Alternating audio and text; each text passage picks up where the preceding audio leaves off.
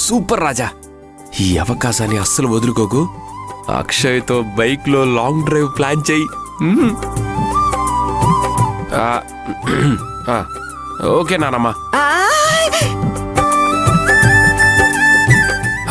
పెద్దదానివి, నువ్వు ఇంతలా చెప్తుంటే కాదలేకపోతున్నాను.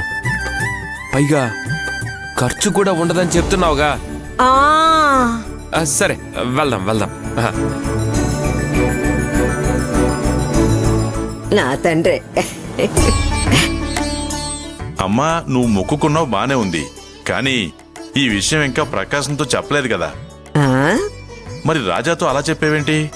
రేయ్, నువ్వెళ్ళి వెంటనే ప్రకాశంతో మాట్లాడు. కాదనకుండా ఒప్పుకుంటాడు.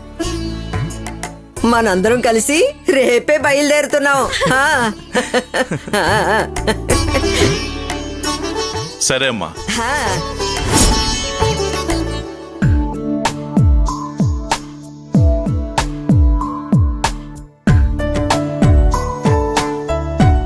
రే ప్రకాశం, రే ప్రకాశం.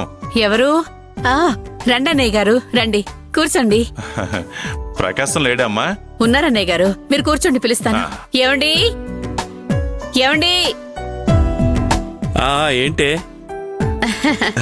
రే సత్యం, ఎంతసేపు వచ్చి? ఇప్పుడేరా. మావయ్య గారు బాగున్నారా? బాగున్నానమ్మా. చెప్పరా, ఏంటి విషయం? ఏం లేదురా, సంక్రాంతి పండుగ వస్తుంది కదా, మన ఊరు గుడికి వెళ్ళి కొత్త కోడలతో ఏవో మొక్కులు తీర్చుకోవాలని అమ్మ కోరిక. మొక్కులు తీర్చుకునే సమయంలో ఎలాంటి ఆటంకం జరగకుండా ఆ భగవంతుడి ఆశీస్సులు లభించాయంటే పిల్లలిద్దరూ జీవితాంతం సంతోషంగా ఉంటారని అమ్మ కోరిక. ఓ, ఈ విషయం నీతో చెప్పాలని వచ్చానురా.